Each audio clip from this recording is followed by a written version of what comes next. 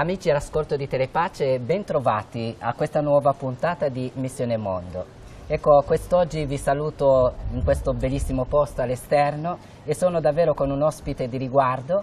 L'ospite di oggi al quale do il benvenuto è Farah Ibrahim. Grazie. Ben trovato. Grazie, ben trovato. Grazie della tua presenza. Ibrahim al-Sabag nasce a Damasco, in Siria, nel 1971 da una famiglia cristiana. Cresce nella capitale dove poi si diploma e iscrivendosi in seguito alla facoltà di medicina. Dopo 3 anni di università però decide di capovolgere, di rivoluzionare completamente la sua vita. Perché lui dice, scherzando appunto, ho approfittato della presentazione su uno dei suoi libri, dice: ho preferito la medicina spirituale a quella tradizionale, scherza. Come dice il Papa, c'è un gran bisogno di ospedali da campo per le anime. Poi ci ritorneremo, ma è veramente una cosa molto importante. Ecco, inizialmente entra dunque in un seminario in Libano, dove rimane per 4 anni, affrontando gli studi di filosofia e di teologia. Poi però sente la chiamata ad entrare nell'ordine dei frati minori e a servire la custodia di Terra Santa. Ripete così la formazione passo dopo passo, fino a pronunciare nel 2003 la professione solenne per essere ordinato prima diacono e poi sacerdote e presbitero. Ecco, come presbitero ha svolto molti impegni, molti incarichi pastorali, dedicandosi prima a seguire proprio l'animazione vocazionale dei giovani, soprattutto di lingua araba, e poi si è specializzato in teologia dogmatica, studiando all'Università Cattolica di Kaslik, in Libano, e poi all'Università Antonianum di Roma. E arriviamo recentemente nel 2014, gli viene chiesto di trasferirsi, di ritornare nella sua terra e di essere veramente disponibile per andare appunto in Siria e precisamente ad Aleppo come parroco e vicario del vescovo.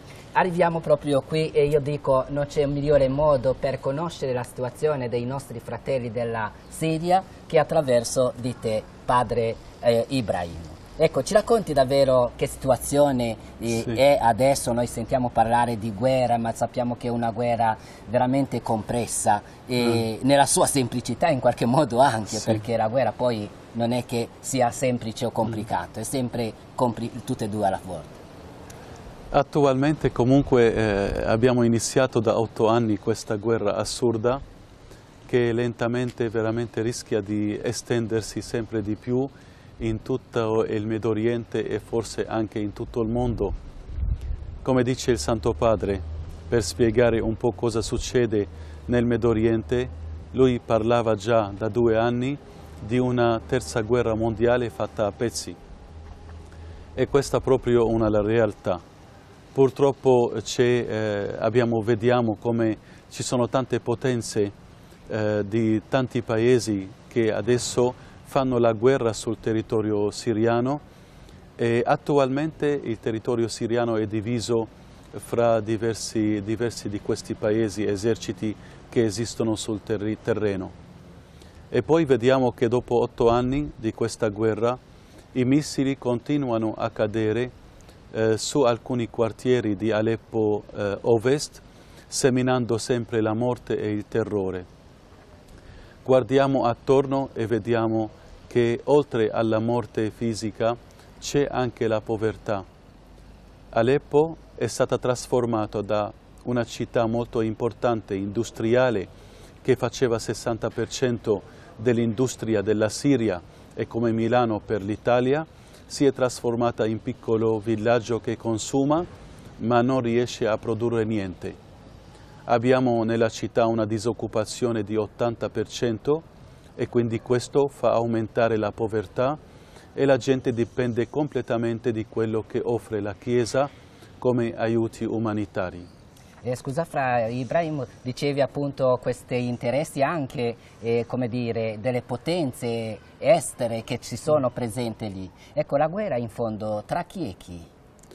E purtroppo se abbiamo una guerra chiara sarebbe molto facile. La nostra situazione, quando c'è una guerra ci sono due parti e poi c'è un campo di battaglia e poi uno che vince l'altro. Invece la nostra situazione in Siria e in tutto il Medio Oriente è un caos più di una guerra, perché ci sono tantissime parti. Il nunzio apostolico della Siria, Monsignor Zenari, ha parlato già a Natale di 10 eserciti che sono presenti e che fanno la guerra fra di loro sul territorio siriano. Quindi non c'è una frontiera vera e propria, la frontiera potrà cambiare da un momento all'altro, non ci sono accordi di pace e quindi c'è il caos. E questo caos che è molto più pesante, molto più difficile di una guerra vera e propria. E siamo in mezzo lì, in mezzo a questo caos, come minoranza cristiana, molto debole, quasi quasi rischiamo veramente di scomparire da tutto il Medio Oriente. Infatti il Santo Padre qualche giorno fa parlava nella riunione con il Roaco, la riunione delle opere di aiuto per tutte le chiese e le comunità cristiane del Medio Oriente, ha parlato che veramente i cristiani nell'Oriente stanno per scomparire e questo molto molto pericoloso. E poi noi cerchiamo come Chiesa, da quando sono arrivato lì da 4 anni quasi, spalancando le porte della Chiesa, del convento, e cominciando proprio con gli aiuti umanitari, perché è impossibile parlare di Gesù prima di sfamare chi è affamato e dare acqua a chi ha sete. E allora abbiamo cominciato lì tutti gli aiuti umanitari. Quindi a proposito di queste sfide che dovete affrontare, c'è appunto questa della povertà in generale, la mancanza dell'acqua. Ecco, quali sono altre sfide maggiori che appunto create da questa situazione, come diceva? Sicuramente la disoccupazione, Sì. ma la fame, tanta gente, come dicono tante famiglie, guarda padre, se senza questo pacco alimentare mensile che voi offrite alle famiglie noi non ce la facciamo a vivere, a sopravvivere, e allo stesso tempo un po' coprire l'assistenza sanitaria, questo campo molto vasto e molto anche costoso in un paese dove l'assicurazione medica è soltanto simbolica, sia per i pensionati ma sia per i bambini, sia per tutte le persone, e quindi già l'emergenza di fame e anche nel campo sanitario, ma poi dall'altra parte anche tanti progetti di ricostruzione per riparare le case, per i progetti di microeconomia, per curare un po' la crescita dei bambini, l'educazione che è una grande sfida oggi. Abbiamo tanti bambini per esempio che manifestano questi traumi psicologici, hanno bisogno di una vita nuova e di una guarigione, ma chi potrà offrire questo se non la Chiesa? Attraverso tante scuole e attraverso tante attività che facciamo per loro durante l'estate specialmente, ma anche durante l'inverno. Adesso, menzionando poi queste attività durante l'estate, abbiamo iniziato questo progetto dell'oratorio estivo, il GREST, con 350 bambini, ma abbiamo adottato anche nella città di Aleppo altri 6 oratori estivi in diverse altre comunità cristiane. È un modo per accompagnare il bambino in questo progetto sia verso una vita nuova e anche per una guarigione. È importante sentire che nonostante appunto l'inferno proprio creato da queste conflittualità, la Chiesa comunque, questa piccola parte della Chiesa cristiana vive comunque, e vive, cioè la vita continua. Sicuramente questo è il lavoro molto grande che abbiamo fatto e che cerchiamo di farlo, nonostante che ci consideriamo come servi inutili e non siamo mai soddisfatti di quello che facciamo, perché come è una cosa comprensibile che i bisogni sono molto molto al di là delle nostre forze. Ma è molto bello vedere poi come tutta la Chiesa si inchina verso di noi nella persona del Santo Padre Francesco, ma anche in diverse altre diocesi, tantissimi sacerdoti amici che proprio si interessano di noi, fanno le preghiere, le adorazioni per le nostre intenzioni e anche pensano di come aiutarci in modo concreto, e così scopriamo noi la tenerezza di Dio attraverso proprio la mano tenera, come ha detto il Papa Francesco, ha descritto la Chiesa, attraverso questa tenerezza di Dio, attraverso la mano tenera di Dio che è la Chiesa. E tu, Fra Ibrahim, ci hai regalato veramente tante cose belle, e soprattutto anche attraverso lo scritto. Avevi scritto un po' di tempo fa il primo libro dal titolo Ogni istante prima dell'alba, e poi un'immagine già molto importante, prima dell'alba. Adesso è appena uscito un altro e si intitola Viene il mattino, riparare la casa e guarire il cuore. Ecco, ho il secondo libro, proprio il primo, dicevo, ogni istante prima dell'alba. Sono immagini non a caso, queste immagini. Qual è il legame tra le due cose? Il legame sempre è questa guerra fra la luce e le tenebre. Un istante prima dell'alba è un istante che potrebbe durare anni, potrà essere soltanto per 2 secondi, però c'è tutta l'attesa, tutta l'ansia, uno vive nelle tenebre, ma ha la speranza, la certezza che l'alba arriverà prima o poi. Mentre anche l'altro titolo, Viene il mattino, secondo la lingua italiana, Viene il mattino significa il mattino arriverà, ma non è ancora arrivato, quindi c'è dentro anche la stessa attesa, ma c'è la certezza che il mattino arriverà. Ecco, in questi 2 libri, che erano prima raccolte, soltanto così raccolte di lettere che ho mandato agli amici, in modo particolare in Italia, per condividere sia le sofferenze, sia anche le speranze nostre, le cose difficili che viviamo, ma anche quello bello che fa il Signore in noi lì ad Aleppo. Sono stati raggruppati queste lettere per un libro, e poi esce il secondo libro, che è una continuazione di quello che ha fatto il primo.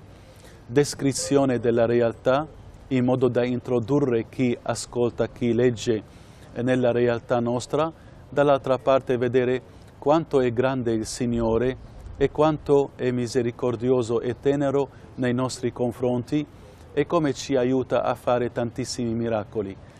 Stiamo vivendo nella fornace ardente di Aleppo, però ecco, dentro questa fornace ardente che vediamo il Signore risorto, che scioglie i legami nostri e che ci trasforma i gridi della sofferenza in inni di lode per Lui, e una testimonianza aperta al suo operare a favore non soltanto del suo popolo, ma anche a favore di tutti i cittadini lì ad Aleppo.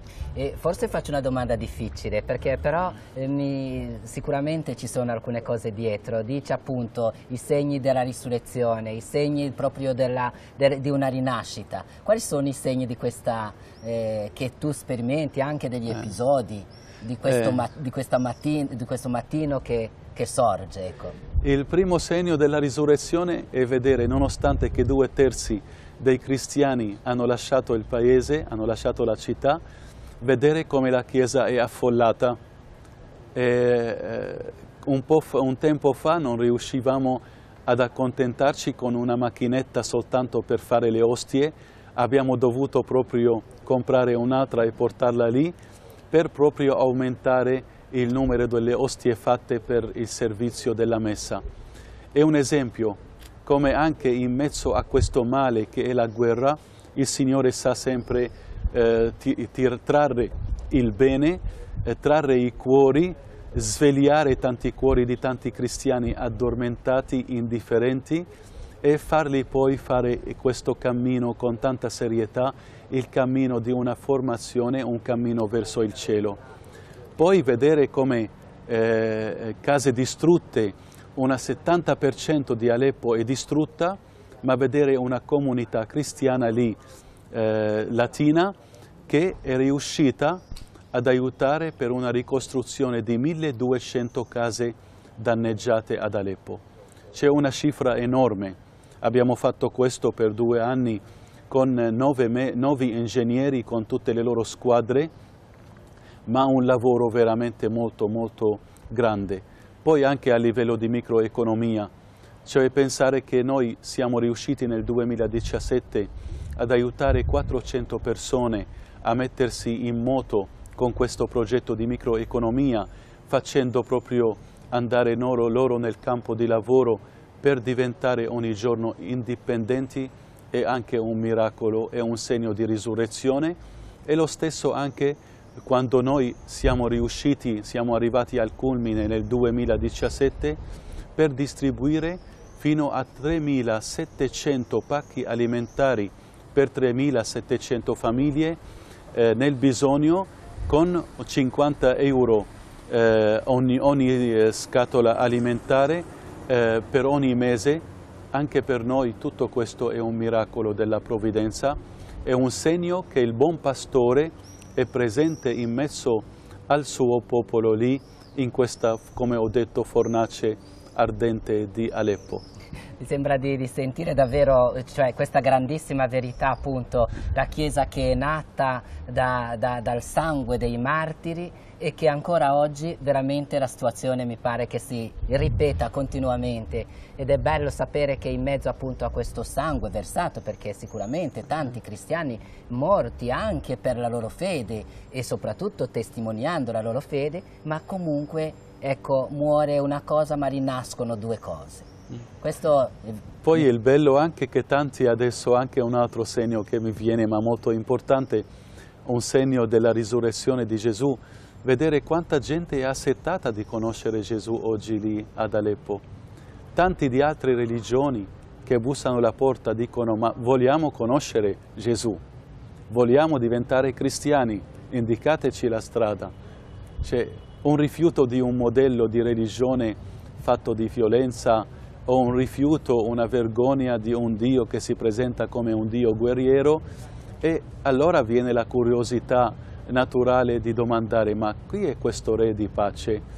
E allora siamo anche bombardati adesso di tante domande, di persone che si avvicinano, che entrano nella nostra Chiesa, che assistono alle messe, che vogliono ascoltare cosa dice il parroco di Dio, cosa dice, come viene presentato Dio dei cristiani.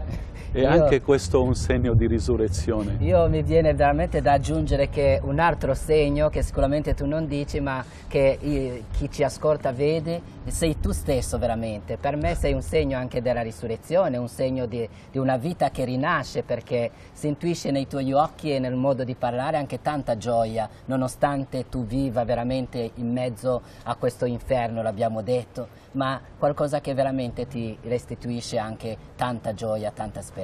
E quindi grazie, io aggiungo che un segno sei anche te. Ecco, tante opere che siete riusciti a fare, ma anche grazie veramente ad una rete di relazioni, di amicizie, di cui possiamo anche sentirci partecipi anche qui a Chiavari.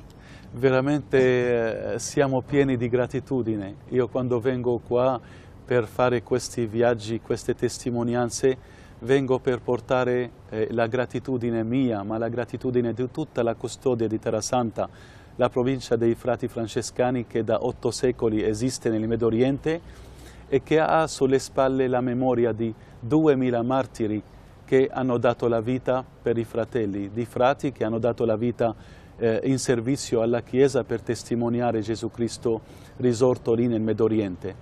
E vengo proprio per portare poi tutta la gratitudine della nostra gente che sa di essere assistita, di essere amata con le foto, con le immagini, attraverso la mass media, seguono ogni incontro che faccio qua, conoscono ormai tutti gli amici, una rete veramente di bene, specialmente dentro la Chiesa, di vescovi, di sacerdoti amici che li abbiamo dentro il cuore, e di tanta gente, di privati, di famiglie, di persone che fanno i sacrifici per aiutare noi ispirati dallo Spirito Santo. Come ho detto ieri, stavo dicendo in una messa, conosco tante famiglie che non dormono prima di fare una preghiera con i bambini di Padre Nostro, Ave Maria, Gloria, per le nostre intenzioni lì ad Aleppo, e anche che pensano come risparmiare anche dalle medicine loro, dal cibo, per poter mandare una offerta lì nella nostra comunità di Aleppo. Per questo veramente approfitto anche di questa occasione per ringraziare tutti questi amici vescovi, tutti questi amici compagni nel sacerdozio, che sono i sacerdoti, e tanta gente che è proprio piena di generosità, piena di disponibilità alle ispirazioni dello Spirito Santo, e che si interessa, che cerca un po' le nostre notizie, che cerca di comprare libri, che cerca modi per poter aiutarci lì ad Aleppo. Grazie Fra Ibrahim davvero di tutto questo che ci hai condiviso e soprattutto di questo legame che ormai appunto sta crescendo e che vogliamo continuare. Grazie di tutto quello che ci hai detto e allora buona pastorale sempre e arrivederci alla prossima volta. Grazie. Grazie a tutti. Arrivederci.